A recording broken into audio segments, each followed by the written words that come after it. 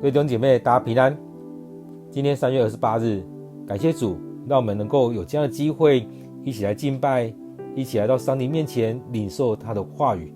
让我们在今天将我们的生命、将我们的心交在上帝的手中，而在当中也让我们来到主的面前，领受这救赎的恩典。让我们领受这样恩典，让我们纪念耶稣为我们钉在十字上的这恩典，这样的救恩临到我们。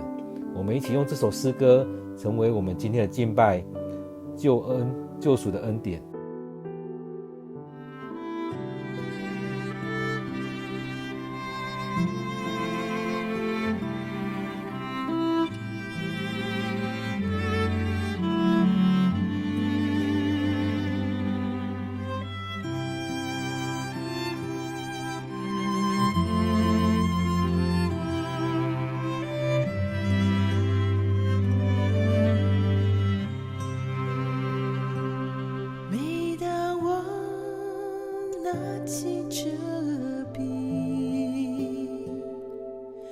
纪念你，亲爱耶稣，十架上你换回我生命，使我回到天父面前。每当我拿起这杯，我感谢你，耶稣，你宝血洗净我的罪，使我永远与罪隔离。谢谢你为我死在十架上，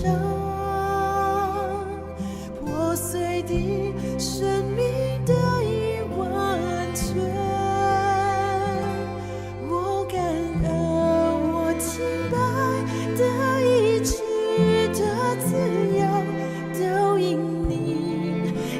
救赎的恩典，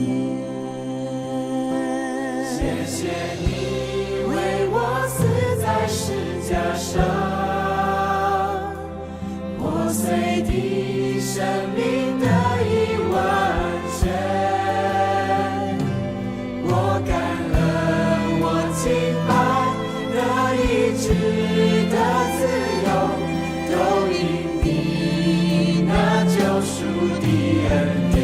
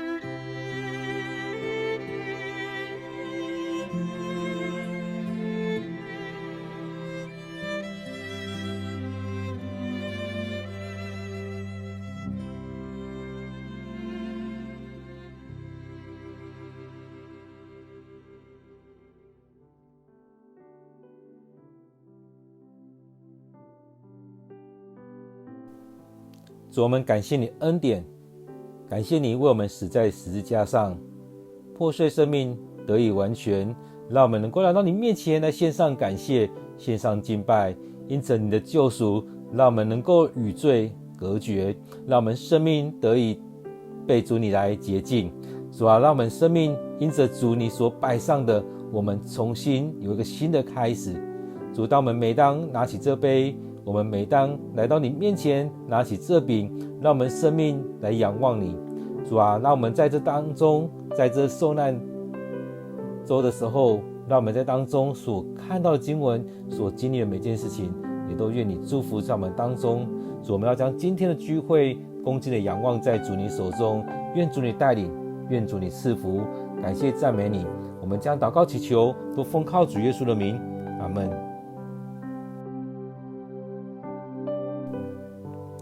各位弟兄姐妹平安。今天3月28日，我们要一起来读路加福音第23章第33节到第43节。路加福音第23章第33节到第43节。我们一起来读这段经文，一起来领受今天的经文。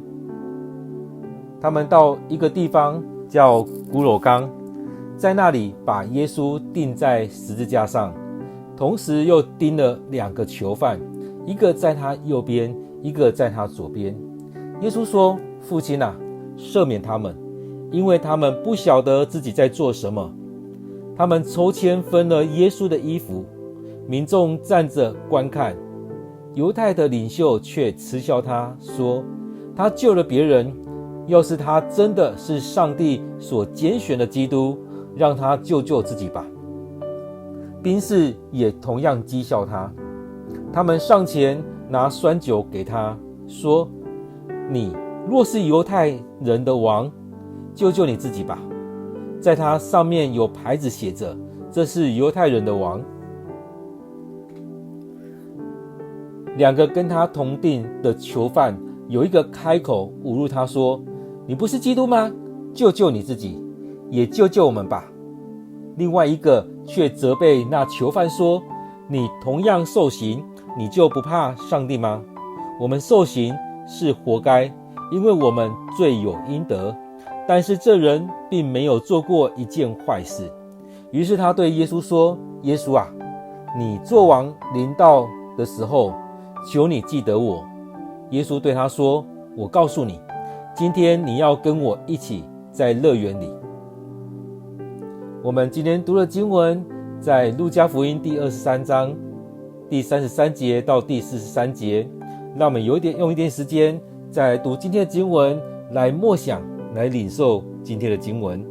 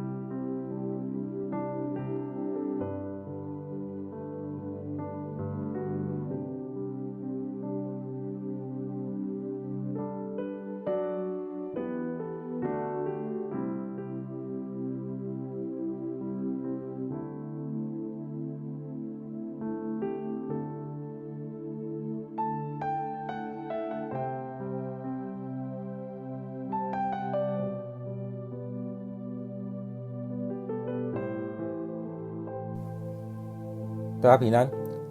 在这一周的经文里面，也可以算是福音书里面最精彩的一些部分。当耶稣他进耶路撒冷城，与他的门徒守逾越节的晚餐，然后进到客西马尼园，然后被犹大带来的人去抓住了，也进到比拉多这些地方去被审判，然后因着众人这些民意的问题，所以判他刑，让耶稣去受这些刑罚。所以在经历这些之后，我们也看到在今天的经文里面，在讲到说他们到一个地方叫骷髅冈，在那里把耶稣钉在十字架上。所以在当中我们看到耶稣被判死刑，因为众人一直喊着钉死他，钉死他，钉他十字架，钉他十字架。当我们在看到这些经文的时候，也会问我们有没有在那边。当耶稣说跟我在一起吃饭的这些人当中，你们这些门徒有人要出卖我，有人就会问是我吗？而在那群众当中，我们也在问，当群众说要钉死耶稣的时候，你在那里面吗？你是一起喊着要钉死耶稣的，还是你是冷眼旁观的？在当中你是怂恿者，还是你是被怂恿者？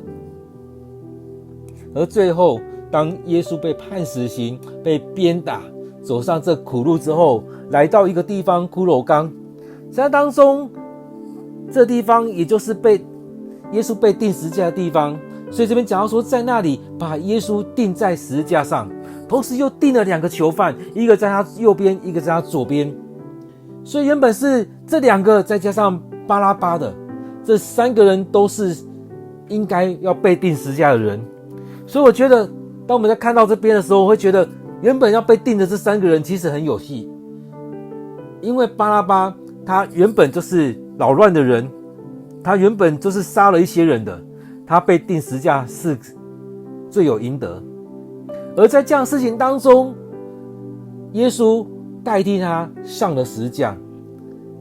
所以以前我们也在谈到说，耶稣所做的这些事情是不是如同耶稣为我们做的一样，他替巴拉巴被钉在十字架上，是不是也为我们钉在十字架上？而在当中这2个也很有戏，这2个囚犯，一个钉在他左边，一个钉在他右边。这2个人他们会觉得，一个是觉得你是神，你就救我们嘛，你是神你就救我们啊。但是另外一个会觉得他没有犯罪，他跟我们不一样，我们罪有应得，但是他是代替我们人，代替巴拉巴上来的。所以我相信他们应该也都听过耶稣的事情，耶稣的事迹，所以他们知道在当中所发生的一些事。而在当中耶稣看到这众人所做的一些事情，众人在那边大喊钉他十字架，钉他十字架。而在这当中耶稣也真的被钉在十字架，他从十字架上面从这样的高度往下看这许多群众，有许多的人欢欣鼓舞，有许多人很开心他被钉十字架了。所以这时候耶稣对上帝说，父亲啊，赦免他们，因为他们不晓得自己在做什么。其实对我来讲，我也看到很多人，我心里面也有这样感受，说赦免他们，因为他们不晓得他们在做的是什么。其实很多人在为着自己的利益，有很多人在当中做了许多的事情，他们真的明白自己在做什么吗？所以这边说，父亲啊，赦免他们，因为他们不晓得自己在做什么。这当中可以包含了许多人，包含了犹大真的知道他在做什么吗？而这些门徒他们说，即使众人离弃你了，我也绝对不离弃你。而在当中我们看到这些祭司长，这些法利赛人，这些领袖们，这些长老们，这些民众们，他们真的明白他们在做什么吗？他们明白他们在高喊钉他十字架，他们在喊的是什么吗？他们知道他们要承受什么样的事情吗？有可能他们真的不知道。所以耶稣这时候才会跟上帝说，父亲啊，赦免他们，因为他们不晓得自己在做什么。其实这也在挑战我们，我们面对这么多事情的时候，我们有办法跟耶稣一样说出这样的话，上帝啊，赦免他们。有时候我看到一些人，有时候也会这样子去面对这一些，也真的会觉得他们真的没有在里面，他们没有明白上帝的心意，他们在当中可能有些人也是被撒旦来糊弄了，被撒旦来利用了。所以在当中有时候看到这样的经文，去想到教会的情境，去想到现在很多的群体的情境，现在台湾的情境有很多时候都很适用，因为这些人真的知道他们在做什么吗？就像在选举的时候，看到下面这许多人在那边喊动算动算，他们真的明白这个候选人是真的像他想的一样吗？其实很多时候并不是如此，很多时候是被操作的。就像那些人要钉死耶稣，那些人他们很多时候是被操作，是在当中被找了去，他们可能也不明白耶稣做了什么，他们听，就像我们在选举那时候有太多的耳语，有很多人都在说选举之前讲了很多东西，在选举之后可能过了好多年之后才会说那些事情是假的。然而在那当中传来传去，那些人根本不管这些，能听到什么就传什么。所以在当中我们看到耶稣求上帝赦免这些，所以在这当中我们看到这样才有一致。耶稣为着这群众被钉在十字架上，耶稣没有在当中去控告这些人，而是在当中也求上帝来赦免这些群众们。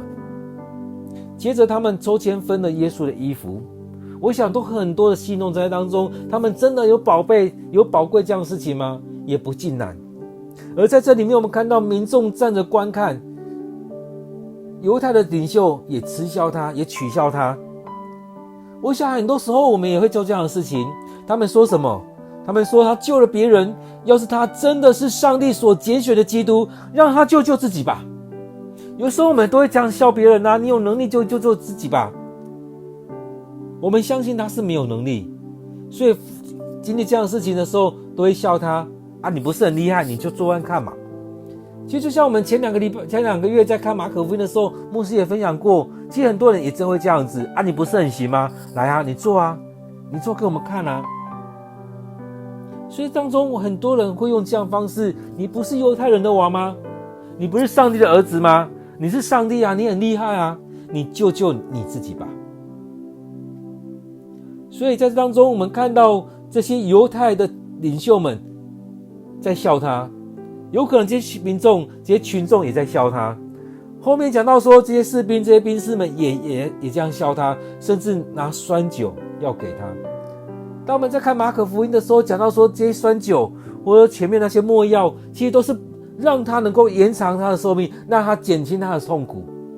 所以当他减轻痛苦，让他没有那么痛的时候，他这段受苦的时间就会拉长。当他拉长的时候，会有更多的苦难在当中，甚至他的手脚可能要被打断。而在当中耶稣不理他，后续我们看到当这样的事情在发展下来的时候，也就是回应的前面，在不管是诗篇里面或以赛亚书或一些先知书里面在讲的基督来到的状况。因此在当中我们看到说，当他们这样笑他的时候，前面那些领袖们笑他说，要是他真的是上帝所拣选的基督，让他救自己吧。而这些人这些士兵这些兵士们也照样类似这样说，你若是犹太人的王，救你自己吧。所以当中我想他们都不相信，他们都觉得他疯了，都觉得他讲的这是什么东西，所以才会讲这些话。你若是犹太人的王，救你自己吧，你有能力就自救吧。你不是可以救很多人吗？你不是可以医治许多人的吗？这些人生病了，你医治他们。这些人怎么样了？你不是很有能力吗？你行了很多神迹，你就在当中来行神迹，救你自己吧。所以当他们将取笑他，你是犹太人的王，你救你自己吧，也在他上面钉了个牌子写，这是犹太人的王。所以我们看到这当中遇到这样的许多的羞辱，当你遇到这些你会怎么样？我想很多人就会这样子去反驳，甚至有些人会被这样激将法激到，就觉得啊，不然我就做给你看嘛。所以当中我们吞不下那口气。有没有发现，在我们生命里面常常是这样，吞不下那口气，咽不下那口气，常常坏了许多事情。如果耶稣真的像他们这样做的，当他这样做之后，也可能就坏了上帝所给他的使命。其实很多时候我们也发现，我们并不需要在人们的眼前来证明我自己是怎么样，我们不需要这样去证明。很多时候我们都会去想说要做什么样的证明，其实后来会发现并不需要啊，并不需要啊。你是你爸妈的儿子女儿，你需要去证明吗？现在台湾我们可能说要去验 DNA 啊什么的，其实很多时候我们会发现不需要证明，本来就是嘛。在圣经里面也在讲到说，我们本来就是上帝的儿女，就像那浪子回头一样，当他回来的时候，父亲就抱着他的脖子亲吻他，让他恢复他的身份。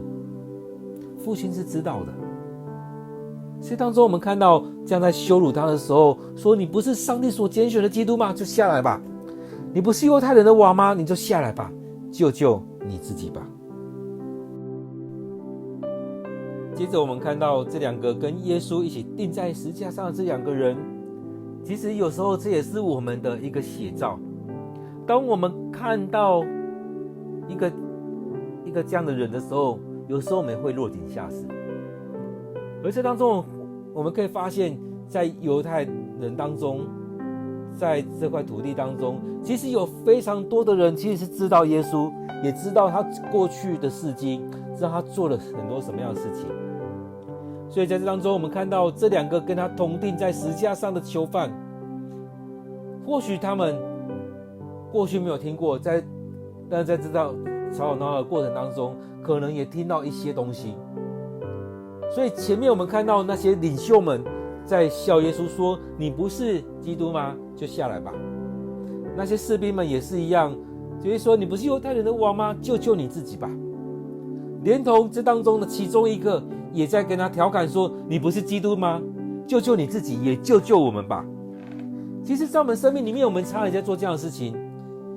所以在当中死到临头了，还在讲这样的话，其实这也是我们生命里面，不管是我们得势不得势，甚至走到生命的最终了，我们的嘴巴还是想要去羞辱别人，我们的嘴巴还是无法饶过自己。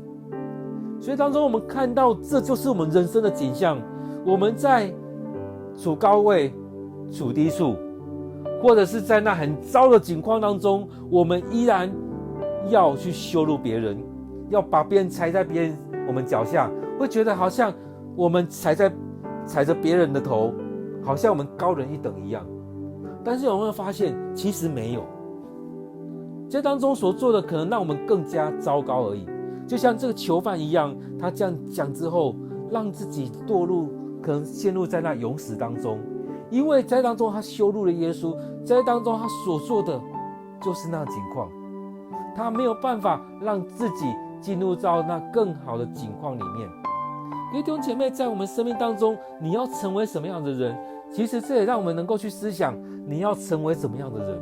在你生命的最终的时刻，你依然要成为这样子嘴巴很糟糕很臭的一个人吗？这个人这样讲完之后，另外一个人却反过来对他说，你同样受刑，你就不怕上帝吗？你犯了这么大罪，被判刑了，被判了钉十字架这样的极刑，而你又说了这样的话，你不怕上帝吗？他继续说，我们受刑是应该的，因为我们罪有应得。但是这个人并没有做过一件坏事。所以在我们生命里面，你有没有清楚知道你犯了什么罪？不要讲别人，我们回来讲我们自己。你有没有知道你犯了罪，你要认罪，你要求上帝赦免？还是你又透过很多种方式要去羞辱别人，好像自己能够高人一等一样？但基本上我们发现好像都没有，我们并没有高人一等。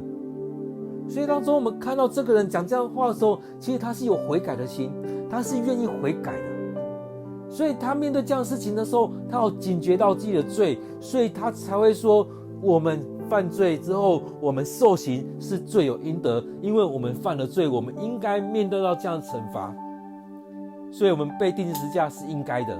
但是这个人不一样，他没有犯罪，他不是应该去受这样的刑的，他没有做过一件坏事，他没有犯过罪。所以当中我们看到，当耶稣的生命里面，其实有很多人在为他做见证。不要说那些被他医治过的那些人，其实有很多人看到他行神迹，知道他是什么样的身份，知道他是什么样的一个状态。而在当中我们看到有很多被赶出来那些污鬼也在为耶稣做见证。而在前面的经文里面讲到比拉多也在为耶稣做见证，讲到耶稣并没有犯罪。而在当中我们看到这个跟他一起钉十字架的这个人，他也在做见证说这个人没有做过一件坏事。后来当耶稣被钉死在十字架上之后，下面有一个人也在说这个人真的是一个义人。所以在当中我们看到有许多的人都在为耶稣做见证。各位弟兄姐妹，在你的生命当中，你经历了什么样耶稣？你要怎么样来为耶稣做见证？当耶稣被钉在十字架上的时候，你有没有经历这个上帝，这个耶稣为你钉在十字架上，让你能够得着这样的救恩，得着这样的救赎？所以当他对那一个囚犯讲完之后，他就对耶稣说：耶稣啊，你作王临到的时候，求你记得我。所以在这当中我们看到这个人，他恳求耶稣怜悯他。更重要的是，他前面他认罪了，他说我们是这样犯罪的人，我们要求上帝的赦免，在当中求上帝的赦免。所以在这里面很重要是，我们生命当中要有上帝的赦免，要我们先认罪，要我们在当我们生命能够改变。在我们生命里面，我们需要有这样的恩典与救赎，有这样生命的改变在我们当中，让我们生命不一样。而这样的改变的一开始，就是我们要认罪，求上帝赦免。所以当他愿意这样做的时候，他临到这当中，跟耶稣讲说：你的日子来到的时候，你作王的时候，求你记得我。哇，我们看到这样一个犯罪的人，在他生命的终了的时候，有这样的悔改的心，来到耶稣的面前，领受这莫大的恩典。耶稣跟他说：我告诉你，今天你要跟我一起在乐园了。很多人过不去，是不是？当我们在好多年前，20几年前那一个白小燕的事件当中，很多人过不去，会觉得那个陈进兴凭什么？凭什么？他在死之前成为基督徒，他凭什么能够得到这样的救恩？很多的人过不去，很多人为这样的事情很不平。为什么他一个杀人犯在最后的时候认罪了，认罪悔改，能够成为基督徒，能够得到这样的救恩？但是也让我们看到圣经里面讲到说，我要给谁就给谁。所以很重要，这样主权在于上帝，并不是我们怎么样。很多时候那个经文里面也在讲到说，不是讲好了吗？要给你什么样的恩典，就是这样的恩典给你。我跟你讲的是这样，我跟别人讲的是这样，都同样的照着这样的话来走。所以在当中我们看到这个人他也是如此，他愿意悔改，在最后的时刻领受这样的恩典。耶稣跟他说：我告诉你，今天你要跟我一起在乐园了。我想这是真的一个很大的恩典临到这一个人，而这个人最重要的是他愿意认罪悔改。各位弟兄姐妹，在你的生命当中，你愿意认罪悔改吗？当耶稣为着你被钉在十字架上，上了十字架流下他的血，当我们在守圣餐的时候，像我们今天唱的歌，拿起这个饼，拿起这个杯，你会想到什么？因此在我们生命里面，我们每一次在守圣餐的时候，我们每一年在经历这样受难周的时候，让我们与耶稣同行一段路，在这段路途当中去经历上帝怎么样带领，经历耶稣怎么样陪伴你，让我们领受这样的恩典。各位弟兄姐妹，让我们透过今天的经文，有一点默想的时刻，让我们有一点时间来到上帝的面前，来默想今天的经文，来领受今天的经文，也去经历耶稣被钉十字架这段时间。而在当中，或许我们能够来到主的面前来认罪，来悔改，求上帝赦免我们。